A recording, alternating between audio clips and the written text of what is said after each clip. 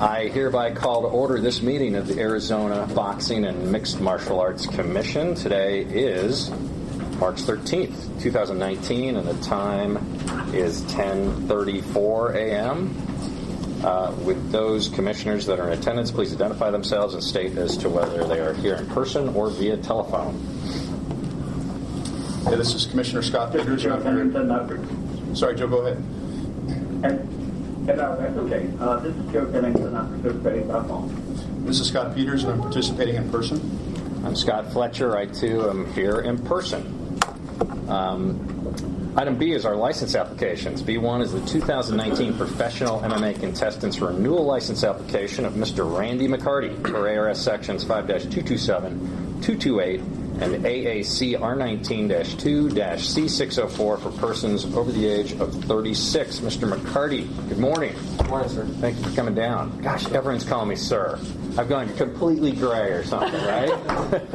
You're the man in the suit. So I'm going to have to wear something next time, something different. I appreciate it. Thank you, sir. Mr. Meneses, will you speak to Mr. McCarty's application, please? Yes, sir. Mr. McCarty is currently 44 years old. His current weight is 209. His fight weight's going to be 195. He is currently scheduled to fight next weekend, the 23rd, on Ruff's card up at Twin Arrows. And his pro record is 11-10 with an amateur record of 14-2. His workout regimen includes 3 to 4 hours a day, 6 days a week of powerlifting, cardio, Brazilian jiu-jitsu, kickboxing, and boxing. He has submitted all of his paperwork and all of his medicals required. If you will note on the EKG, there's double signature on that. It was originally filled out by an NP, but we sent it back and the doctor signed it to affirm the results of that EKG. So my belief is everything is in order, and I recommend we approve him for his combatant license. Thank you. Commissioners, questions, thoughts for Mr. McCarty? Mr. Chairman, I've reviewed the record as submitted by Mr. Meneses in our agenda, and I have no questions for Mr. McCarty. Okay. I have one. Mr. McCarty, you're 14 over the number you want to fight at? Is that right? 14 over. 14 pounds over right now? Right now, yes. Okay. Any worries about getting there? Absolutely not. Okay. I normally cut between 20 to 25 pounds within a month. I try and pace it out. I've been going down about 2 pounds a day. Okay. Very good. I have no further questions. Chair would be open to a motion if there is one. Yeah, Mr. Chairman, I move that we approve the 2019 Professional MMA Contestants Renewal License application of Mr. Randy McCarty per ARS 5-227, 5-228, and AAC R19-2-C604 for a fighter over the age of 36. We have a motion. Is there a second? Mr. Chairman, I'll second the motion. We have a motion and a second. All those in favor signify by saying aye. Aye. Aye. Aye. Motion carries unanimously. Congratulations, Mr. McCarty. Thank you for the Yeah. Item B2 is the 2019 Professional MMA Contestants Renewal License Application of Mr. Jeffrey Fletcher per ARS Sections 5-227, 228, and AAC R19-2-C604 for persons over the age of 36. Mr. Meneses, is Mr. Fletcher in the room? He is not. He's on the phone right here. Okay. Mr. Fletcher, good morning. Good morning. Appreciate you calling in. Mr. Meneses, will you speak to Mr. Fletcher's application, please? Yes, sir. Mr. Fletcher is currently 37 years old. His current weight is 168. His fight weight is 155. He is scheduled to fight on Ruff MMA Twin Arrows card next Saturday up in Flagstaff. His pro record is 8-12. His amateur record is 5-1. His workout regimen includes 2 times a day, 4 days a week. In the morning, he does cardio, weight training, and Brazilian jiu-jitsu. In the afternoon, he does boxing, kickboxing. His last fight was in 2017, the end of 2017. Between the time of then and now, he sustained an injury that he was working on, as well as continued his training. He had a couple fights that dropped out, and that's the reason for the gap in competing. All of his paperwork and medicals are in order, and we've received them all. I recommend to approve. Thank you, Mr. Meneses. Commissioners, questions, thoughts for Mr. Fletcher? I have a question. Mr. Fletcher, are you there? Yes, I am. Can you explain the nature of the injury, and then have you healed since then? Yes, my hamstring was messed up, and I wasn't able to properly train, and so I had to pull out of the bout in last year of May, and then once I felt good and recovered, I tried to get another match last year, but there was no events for me. And I recently was scheduled to fight January of this year, and 2 opponents pulled out, so that's why I haven't competed. Okay, but you're back to full health? I'm back. Yes, I'm back in good recovery, good and ready. Commissioner Pennington, questions, thoughts? Mr. Chairman, I have no questions for Mr. Fletcher. Okay. Mr. Fletcher, one question, if I may. Are you 13 pounds over right now? Yes, normally that's my water weight cut that I do. I usually try to stay between 170 and 165 to cut the weight, and that's the reason I'm above the weight. Okay. You feel comfortable with making weight? When's the weigh-ins for rough? That's next Friday, the 22nd. 9 days out. You feel comfortable with that cut? Yes, I've done it plenty of times. That's my comfort level is 170, 165. Fair enough. Thank you. If there are no further questions, Chair would be open to a motion. Yeah, Mr. Chairman, I move that we approve the 2019 Professional MMA Contestants Renewal License application of Mr. Jeffrey Fletcher per ARS 5-227, 5-228, and AAC R19-2-C604 for a fighter over the age of 36. Mr. Chairman, I'll second that motion. We have a motion and a second. All those in favor signify by saying aye. Aye. Aye. Aye. Motion carries unanimously. Mr. Fletcher, thank you for your time. Congratulations and good luck to you. I appreciate it. Yep. Take care now. Item B3 is the 2019 Professional MMA Contestants Renewal License application of Mr. Daryl Denslow per ARS Sections 5-227, 5-228, and AAC R19-2-C604 for persons over the age of 36. Mr. Denslow, good morning. Morning. Thanks for coming down. Thank you for having me. Yeah, so you're back. I'm back. Yep. Every year. Back. Yeah, we're glad to have you here. Thank you very much. Mr. Meneses, will you speak to Mr. Denslow's application, please? Yes, sir. Mr. Denslow is currently 45 years old. His current weight is 240 pounds. That is also his fight weight. He is scheduled to fight on Iron Boy's MMA card on the 30th of this month. His pro record is 0-1. His amateur record is 4-0.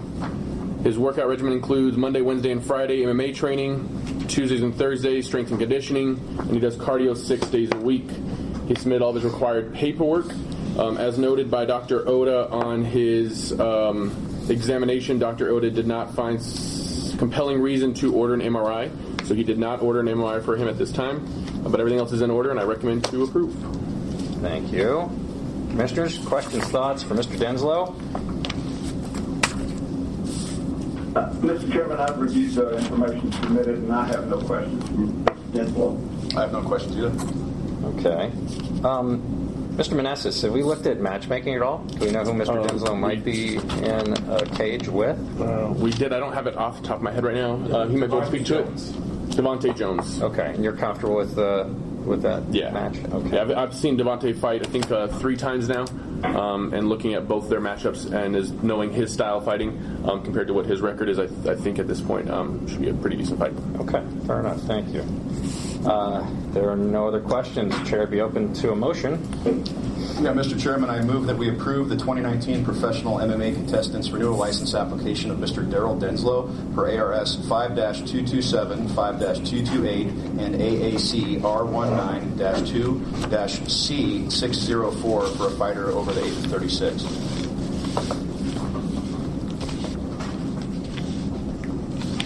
We have a motion. Is there a second by chance? Mr. Chairman, I second the motion. We have a motion and a second. All those in favor signify by saying aye. Aye. Aye. Aye.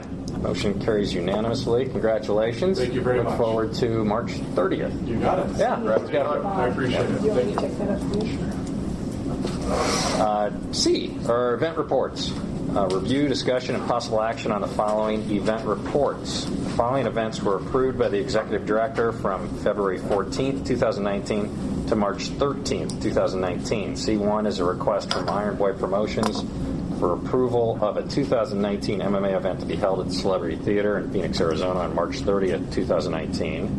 And C2 is a request from Peltz Boxing Promotions for a 2019 boxing event to be held at the Tucson Convention Center in Tucson, Arizona on May 11th, 2019. This is a partnership with Top Rank, and it will include 2 world title bouts, which will be pretty exciting for us here. I looked at their website yesterday. They haven't done anything yet about promoting or declaring such, but that's exciting. Yeah, up until I think late last week, it was believed this whole card was going to be moved to California. At the end of last week, Mr. Peltz contacted us and said they had decided on Tucson as a location, and they had sent their payment in and secured the date, and we began working on that fight. That's terrific. Commissioner Pennington, you're going to find yourself in Tucson by May 11th? Mr. Chairman, I will be there regardless of how much snow I have. Good for you. I'll join you down there. That's going to be a fun card. Wonderful. Yeah. Well, that's terrific. Let's press on into D, our information reports. D1 is a 2019 event schedule. Mr. Meneses. Pretty self-explanatory. This is just updated as to where we are now. You can see there's the year calendar to start with, and then we started with March where we're at now. This is updated as of the events that we have submitted and we've approved at this time, or that are pending approval at this time, that are just date holders. These are what we have so far for the rest of the year, but we are still getting events frequently submitted throughout the week. Very good. Commissioners, questions, thoughts about the event schedule? I have none. Okay. I have none either. Okay. There's still some gaps in there. We could put some nice cards. Yeah. Nice. And some good stuff thrown. D2 is our 2019 commission meeting schedule. Mr. Manassas. Once again, pretty self-explanatory. This has been up to date as of where we are now. This is the anticipated dates that we will have our next commission meetings, unless anyone has any scheduling conflicts would like me to change it. This is in line with also racing, since we share the room, trying to utilize the room as best as possible, so we're not taking it from anybody else in the building. If you guys have any questions or need to change any dates, just send me an email, let me know, and we'll work around it. Nothing's been actually set in stone, so. Okay, fair enough. Commissioners, any questions about our meeting schedule? Not here. Okay. Mr. Chairman, I'm good. Okay. Good. Well, let's press on to D3, which is our concussion protocol procurement update. Mr. Meneses. Yeah, so I talked to Tiffany Thawanda with the Department of Gaming's procurement. This is now at the bidding process, so she is just now starting to send it out for bids, and so we are still in the process of making this work. I do think that we should revisit the advice that we got from council on maybe doing a rule amendment and removing this rule until we have a further process set up, just so that we do not run into any situations where this is something in our rules and we are not following. Until we can get the process fully in place, I do think that's something that we should suspend or remove from our rules. What all is involved in removing a rule or suspending a rule? I think it's a while. Sounds simple. I'm kidding. It takes a while. Yeah, and then it takes a while to redo it. And then to reinstate. Okay. Commissioners, thoughts about this? Is there a difference between suspending and removing? I don't even know suspending. There's no such thing as suspending. Okay. It's more of that was an informal term on me. Yeah.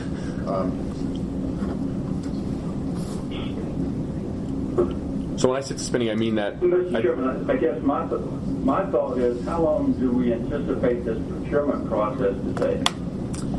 Yeah, it's going to be a few months. We started, I think it was November or December of last year when we started talking to our procurement to start this process, and here we are at the middle of March, and we're just now starting the bidding process. Once we go through the bidding process and writing up the contracts, we still have to, then award the bid and the whole process. So it's going to be several months still, and I would anticipate it would be pretty close to the end of the year before that's even remotely possible. So this is for procurement for a particular medical group to actually review the for one particular baseline test, right? Yeah, so what the problem we ran into so far is that none of the places that we've actually been able to talk to are coming up with the figure that we anticipated. We anticipated it would cost the fighter $25 out of pocket. So far, I think last year, Mr. Estrada had recommended a fighter go to Banner and get checked, and the bill came back over $350. And so in talking with Banner, Bryce Nalpa with the Concussion Protocol Testing Center, he said that, yeah, they could do $25 to just do the test, but that is just going to basically do a printout, which is what I went and did the impact test with him. Just give me the printout, does not give me any information to compare, does not give you an opportunity to talk to the doctor and make sure those results have any valuable information. Well, the only information on a baseline test that would be valuable is the baseline, so you can't really assess that compared to anything until the post-injury test. So to have that in data would be important to us. I mean, and if it's only $25, I don't understand why we because in the event of an injury, then we would have to prescribe, and the fighter would have to go and get a subsequent test. But prior to that, I think the $25 puts us where we want to be, right? So I think two things with that. One is when that fighter went last time, there was results in that test that the doctor decided that there was further examination needed, and so he sent him for a CT and other stuff. That's where the more fees came from. And as well as, I don't believe we can just point people to Banner to go for that until we actually have done a procurement process. We can't pick one place over the other if we haven't actually gone. Per the statute, the way it's worded is that it's a cognitive, or I forget how it's worded, but it talks about if it satisfies what a baseline test would be, and the parameters aren't specific to one brand or one group. So there are a number of baseline options out there. As long as that fighter was to get that, I think we would be.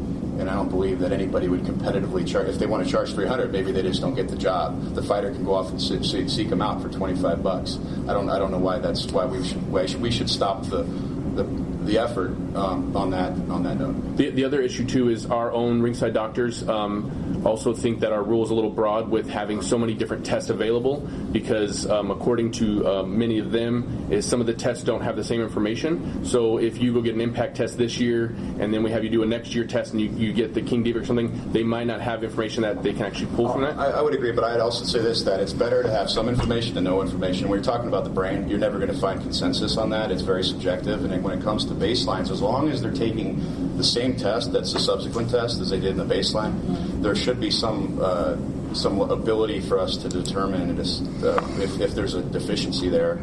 But it's probably, I've never heard, I know there are issues there. You're never going to have a foolproof baseline test. No one will ever agree on that. Mm-hmm. But what everyone in other sports agrees on is that it's important to have one.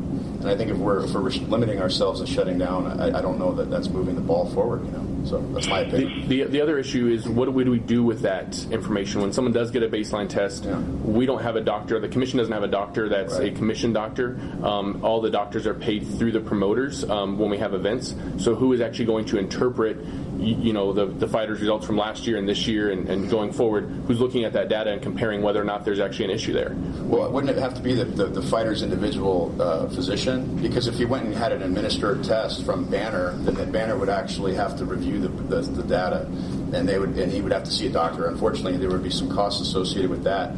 But prior to that, we're not going to assess the data, because it's not like there's anything we can compare it to. So one guy's baseline test might be entirely different from another's, but you can't really find a deficiency because that's his baseline. Mm-hmm. So to me, that's the whole purpose of the test. Thank you. I appreciate your thoughts, Commissioner. Commissioner Pennington, your thoughts? Yes, Mr. Chairman, just a follow-up. If we think that this procurement process may take until the first of the year, how long do we think it would take to go through a rules modification to, quote, suspend or stop the requirement until such time as we've gone through the procurement process and then redo the rules? I think all three of the commissioners are very firm in our need to have some sort of concussion protocol and some way to evaluate the fighters. I'm not the expert in that area, of course, but I think we're all very firm in our concern about that. So I'm just questioning if we try to modify the rule and then re-implement the rule after the concussion protocol procurement process, how long are we talking about here? I would really prefer if I discuss this with you in executive session rather than an open session. Okay. Commissioners, Mr. Ray would rather chat about that in executive session, and that probably makes some sense. It's on the agenda. Can we table this? Sure. Get the other stuff done? Yes, we can table executive session until the big finale so we can knock everything else out. I do have a comment, if I can. Our statute is broadly worded and speaks to a number of different possible tests, including King Divic. Isn't that correct? Yep. King Divic can be administered cage side, can it not? Can. Is there, as a stopgap, is there a thought of having our ringside physicians administer a 5-minute King Divic before the fight? I haven't done the King Divic. I've talked to the doctors and asked them if they could do concussion testing ringside.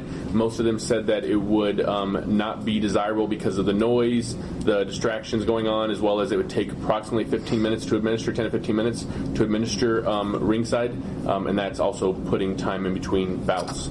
I talked to McDougall, Oda, and Dr. Heller, and all of them kind of disagreed with doing that method. They think that it should be done as part of the pre-fights or done outside of all this together on the fighter's own time, and then moving forward. Mm-hmm. I'm just we're contractually obligated to do this at present. We have to do something, and if King Divic is easily done, then come to my house and I'll administer it. It sounds fairly simple. I'll have them lined up out the door, and I'll do it for free. So speaking of that also, I talked to, when I went over to Banner to do the impact test myself, Banner is willing to do a limited number of free, just baseline tests.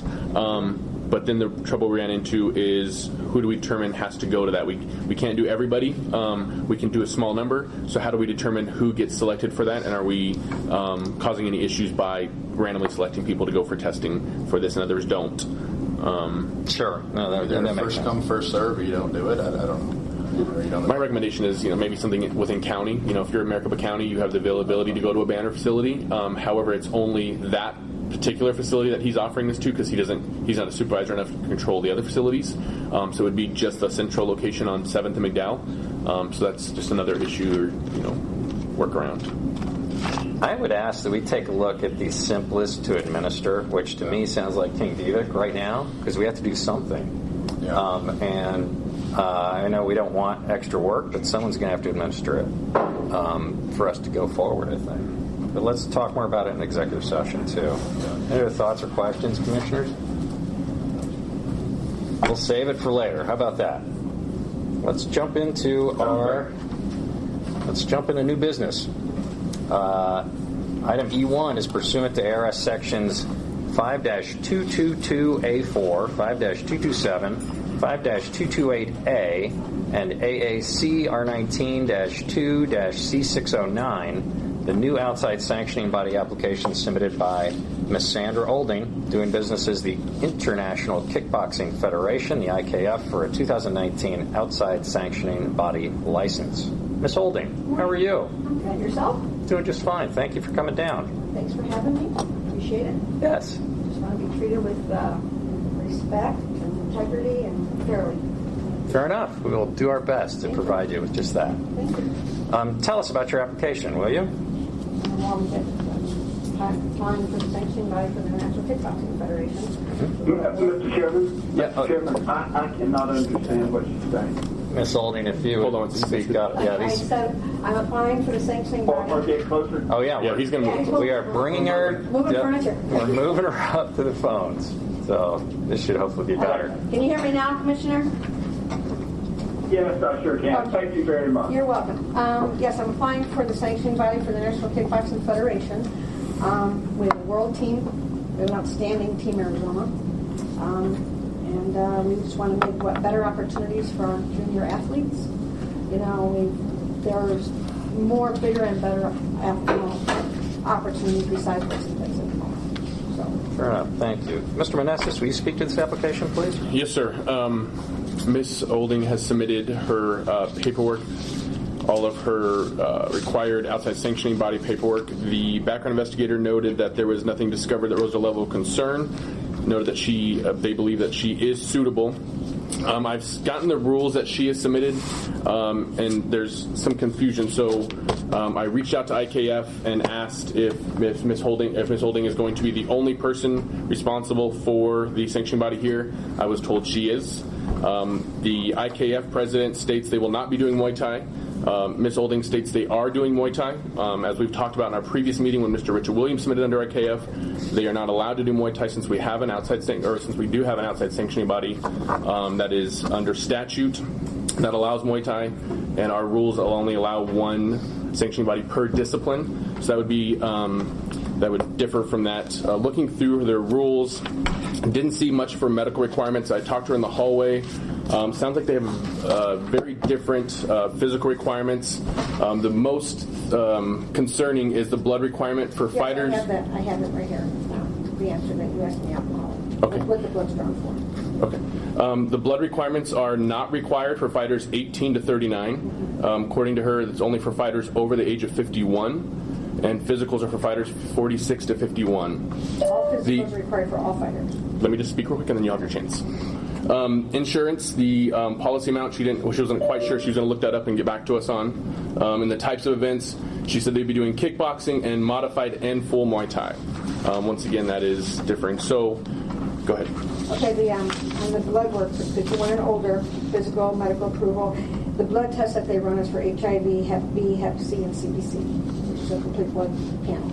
On the insurance, the IKF coverage up to 20 bouts with 45 or 40 fighters.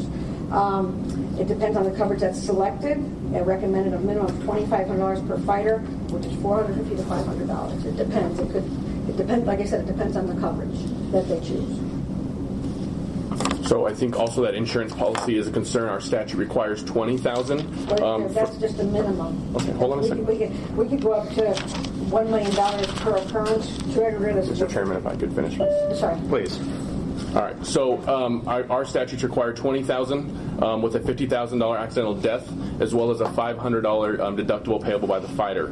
That insurance policy that she is stating is also outside of our scope of that. Mm-hmm. Okay, fair enough. It should be noted also that Carlo had talked to Ms. Olding on the phone and had given the opportunity to revise her rules, informing her that Muay Thai was not going to be something that we would probably consider. And she said that these are the full rules they are using. And so she did not want to retract any Muay Thai mention in here or any Muay Thai sanctioning. So based on that, my recommendation is that we do not approve at this time, since it does incorporate things that we cannot accept, as well as the blood requirement is outside of what our requirements are.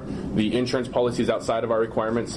And once again, referring back to our rule regarding outside sanctioning bodies, it is only one per discipline, and we already have, by statute, the United States Muay Thai Association, Mr. Bob Carmel of Arizona, for Muay Thai. So I do not recommend we approve at this time.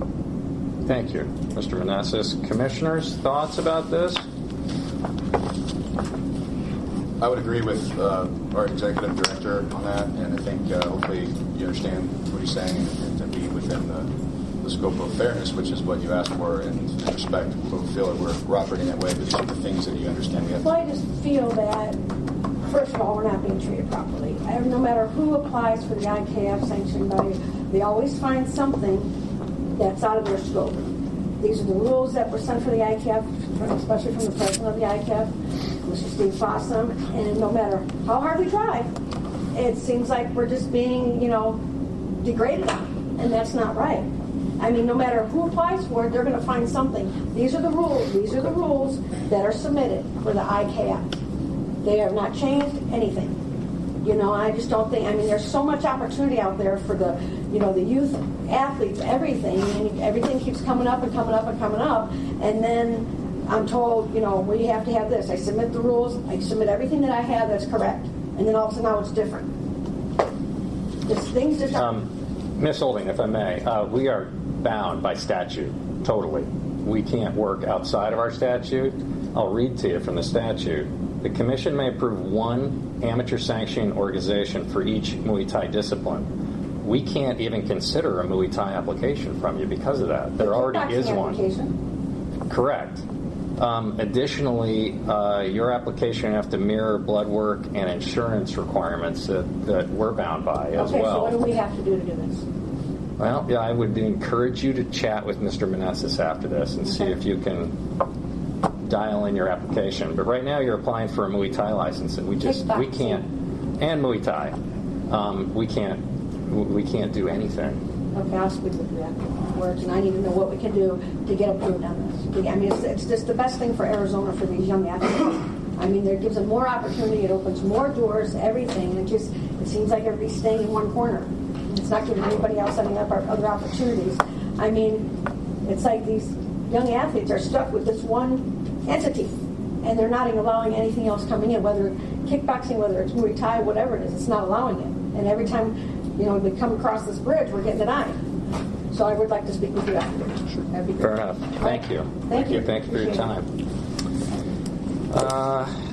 We're going to table executive session to the back end of all this and jump into the summary of current events. It's the time for the chair or any member of the commission or executive director to give a brief summry on current events that affect the commission. Mr. Executive. Mr. Chairman, I'm sorry. Commissioner. Did we vote on the application, or did we just table that until the next meeting? We didn't do anything. The chair has violated. Concurrent. Commissioner, thank you so much. Let's circle back and put a bow on that, okay? Let's go back to item E, and I appreciate you pointing that out. Item E is pursuant to ARS Sections 5-222, 222A4, 227, 228A, and AAC R19-2, C609, the outside sanctioning body application submitted by Ms. Sandra Olding, doing business as the International Kickboxing Federation. Let's address that. With a motion. With a motion. Yeah, Mr. Chairman, I move that we deny the new outside sanctioning body application submitted by Ms. Sandra Olding, DBA International Kickboxing Federation, or IKF, for a 2019 outside sanctioning body license pursuant to ARS 5-222A, 4, and 5-227, 5-228A, and AAC R19-2-C609. Thank you. We have a motion. Do we have a second? Mr. Chairman, I'm going to second that motion, but I'm going to encourage Ms. Olding to please get with Mr. Meneses and see if we can't work something out here. I have great respect for the IKF, and I think all of the other commissioners do, but we do have to live within the constraints of our rules and our statutes. And so if something can be worked out, I would really encourage Ms. Olding to take advantage of that. Otherwise, I second this motion. I sure will, Commissioner. I'll speak with Mr. Meneses afterwards. Before you vote, we have a motion and a second. So if you guys vote to deny this, she is ineligible for 1 year to apply. If you guys vote to table this for further, then she can reapply with some modifications. So can we change the motion? You can withdraw your motion. Thank you. The motion can be withdrawn. I withdraw the motion, and I move that we table this particular. Thank you for setting us straight. Sorry about the confusion. No worries. I withdraw my second of the motion. Very good. Thank you. And we will table item E1. Thank you, Commissioner. I'll speak with him afterwards. More to come. Thank you. Thank you all for pushing me in the right direction. Let's talk about current events. Mr. Director. So current events, we have the Rough Twin Arrows Show MMA next weekend up in Flagstaff. We have Iron Boy on the 30th after that. The Koshan tribe in Yuma is doing a M1 USA MMA event down there at the tribe, which we've been asked to help staff. We are not sanctioning that. They are actually going through the ABC, and the ABC has assigned the commissioner from Alabama to sanction that event. He's reached out to both California and I and asked that we help meet in the middle to provide staffing. So some of our inspectors, our chief inspector, our timekeeper, and some of our judge and referees are going to be driving down there and working that show, which is an awesome opportunity, and hopefully will open up a door for us in the future. Mr. Joel Lopez from Rough MMA met with the Ak-Chin tribal community last week and proposed that they be open to having an IGA with the state, and so that we can sanction events there in Maricopa. Sounds like the tribe is receptive to that at this time. So I am working with the Assistant AG and our legal counsel to revise the IGA and give them a preview of that. And if they are satisfied with that, sounds like we might be able to start doing events in Maricopa under an IGA, which is awesome for us. And already talked about the Top Rank event. The last thing is, sorry to put you on the spot, but Miss Ray's last day with the commission will be at the end of March. And so she will be greatly missed. What? So Miss Ray will is leaving the commission as of the end of this month, and a new Assistant Attorney General will be assigned. I believe we all will miss Miss Ray, and she's done an outstanding job, I think, with this commission since I've been director, as well as feedback that I've heard from you guys and the previous directors. So she will be sorely missed, and we thank her. It's been an honor and a pleasure to serve you. Well, that's terrible news. Thank you for the downer. I can't thank you enough for everything that's happened here. We've come a long way, and it's because of you. Yeah, I agree. I'll miss you guys.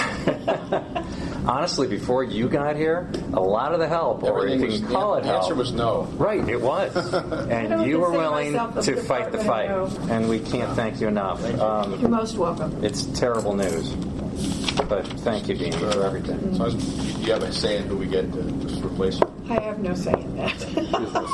We get another person who says it can't be done. The department's currently doing interviews. They are doing interviews. And I think there will be a selection within the next couple weeks, and they'll be in a place by the 1st of April. So there should be no lag in having an Assistant Attorney General assigned. That's all my summary events. Yeah, well, that's a summary, all right. Waiting for the best to last, or the best to last. The saddest the best to last. We finally got rid of that horrible Deanie Ray. Commissioner Pennington, any thoughts? Mr. Chairman, I would just suggest that maybe you send Ms. Ray a letter on behalf of the commission, thanking her for all of her hard work and good efforts here, and how much we appreciate everything that she's done in moving the commission forward. Indeed, that will certainly be done. Thank you. Thank you. Commissioners, anything else you can follow that up with? Doesn't look like it. I'm good. Okay. H is our call to the commission. Commission members wishing to ask questions or make comments must be recognized by the chair. Commissioners? None here. Okay. I have just one more thing to add, sorry. None for me either, Mr. Chairman. Okay. The executive director would like to chime in. So going forward, all of our minutes are being posted audio. A link is being posted to our website, so therefore we are not going to transcribe anymore. We don't really have the staff to spend time doing that. So there will no longer appear on the agenda to approve, since the true record will be on our website and available. Within a week from the commission meeting, they should be posted up on the website and available for everyone to hear the full audio of what happened, and there's no need to put it on the agenda going forward. Thank you. Item I is call to the public. Those members. Yes. Mr. Menendez, that means we have to be careful in what we say. Yeah, correct. You can't deny what you said. Yeah. Have we never been careful? Yeah. I'd like to retract all my bad mouthing of the Attorney General's office earlier. Can that be retracted? My Tucson comments. Item I is the call to the public. Those members of the public wishing to address the commission must identify themselves and be recognized by the chair. We'd ask that you limit comments to 5 minutes. Would anyone like to chat with us? Bob Carmel, please. Identify yourself, Bob Carmel. Bob Carmel, I'm with the United States Muay Thai Association. So I have a question and need some advice on what your guys' policies are. As you know, we have a tournament coming up in April. It's our 5th one. We attract fighters from all over the United States and internationally. And I had an issue come up to me early this morning from a new application of a fighter to the tournament. And I'm wondering if the commission has a policy for transgender applications of fighters. Knew this was not going to happen at some point. Of course. Deanie announces her departure, and then Bob throws this So, if I can add on that. Recently, I reached out, because I also anticipated this is coming up, reached out to a couple other commissions, and have received both California and Oregon's policy. It's something that we have internally started looking at. We haven't applied here yet, but you and I can talk offline, and I can kind of tell you the way they have gone. California and Oregon are both in line with that. Very similar policy, and I don't remember exactly the verbiage of how they distinguished which gender the person will fight at what point of the, whatever else, I don't know what the correct terms are. So, whatever point everything has taken place, there's language on where the person should be competing with which gender. So, let's look at that, and I'll show you that. Even though we don't have it here internally yet, I can show you something that we're probably most likely going to mirror very closely. We'll kind of get you started on that. Bob, does USMTA not have parameters of any kind? Yeah, it's fine. Well, this is a little bit of a new sort of situation. Traditionally, in Thailand, transgender males have been fighting in Thailand for years, but their attire may be female, but they fight with the men. Yeah. And it's done quite well. I mean, there's So it's a birth gender. Your birth gender is what you fight. Yeah. Yeah. You can dress like a girl. You can wear makeup. You can have your, you can, be yourself. But you're gonna fight with boys. So. Yeah, that's very interesting. Teeny, any thoughts about this? No. She can't. Okay, sorry. I know. It's the call to the public. It's just trying to extract every bit of intelligence I can from Teeny before she somebody's flees. gonna come out and touch everybody here. So. Oh, yeah. No doubt. We live in interesting times. Yes. And more to come. We'll talk about that. All right. I'll have Mr. Meneses chat with you, too. All right, thank you. Thanks, Bob. Can we go back to H real quick? I forgot to update you on one more thing. Yes, and if we can circle back to H, I have botched this agenda completely. We called the commission. The executive director would like to take part of the commission members' own call to the commission, but feel free. So I just want to bring up Sweet Science Boxing is a new promoter that we had licensed last year. An issue we've been having, not necessarily with them, is that there is some familial issues between some of the people that work for Sweet Science and some people that are former competitors that are really well known in the industry. They have tried to use their influence to contact the commission on numerous occasions, including to yourself, sir, and try to influence how we regulate the events of Sweet Science. I've talked to those people on every instance of every fight, after every fight, and before every fight. It's gotten to the point where I think the commission should no longer entertain phone calls. At this point, it should all be done through public records request or open calls to the commission. We are doing what we are supposed to be doing with the regulating of Sweet Science, and I think that the people that are trying to call to influence the commission to either overregulate or overstep the bounds is completely inappropriate. We have addressed every question and concern they've had, and at this point I think it's becoming harassing towards Sweet Science at this point. And so I think for us, being the neutral party that needs to just regulate our licensed promoter, we need to step back from accepting those complaints or those queries outside of the acceptable norms, which is here at the open call to the public or through a public records request. Thank you, Mr. Meneses.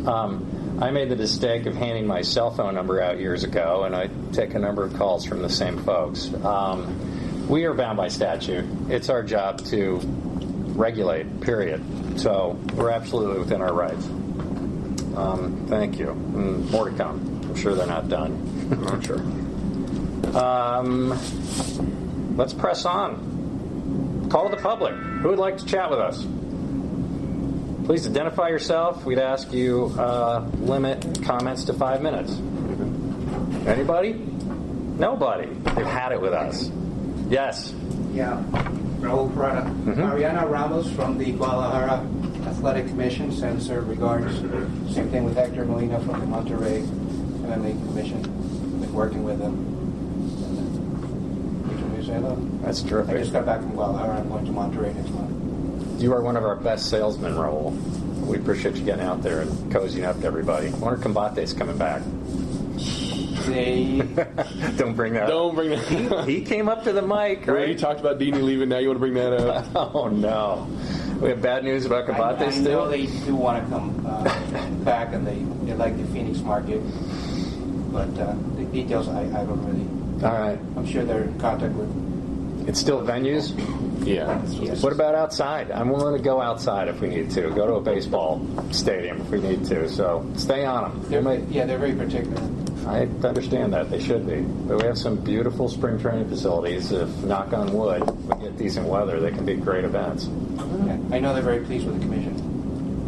Now we're halfway there, aren't we? They were very complimentary of Francisco and yourself. Yeah. Oh, that's awesome. Thank you. You're welcome. Appreciate our efforts, Raul. I like kissing babies, shaking hands. Yeah, that's it, yeah. We still have an executive session to consider, and now is probably the time to do so. There need to be a motion for such. I move we go into executive session. We have a motion. Is there a Mr. second? Chairman, I second the motion. Very good. I second. We have a motion and a second. All those in favor signify by saying aye. Aye. Aye. You started Motion it. carries unanimously. We are headed into executive session. 11:19. Sorry, 11:19. And off. All right, we are. Time is 11:38. It is 11:38, and we are back in open session. Commissioner Peters has had to catch a flight, so it is you and I, Commissioner Pennington. And we have short work to do, it looks like, because item J is an announcement that the next regularly scheduled commission meeting will be at 10 a.m. on Wednesday, April 10th, 2019. And in case I'm wrong, that concludes our work for today. We would need a motion for Mr. Chairman, I adjournment. move we adjourn. I'm going to second that motion, Commissioner. We have a motion and a second. All those in favor signify by saying aye. Aye. Aye. Motion carries 2-0. We are adjourned. Commissioner, thank you so much. Go hit those slopes and those 500 inches you got up there.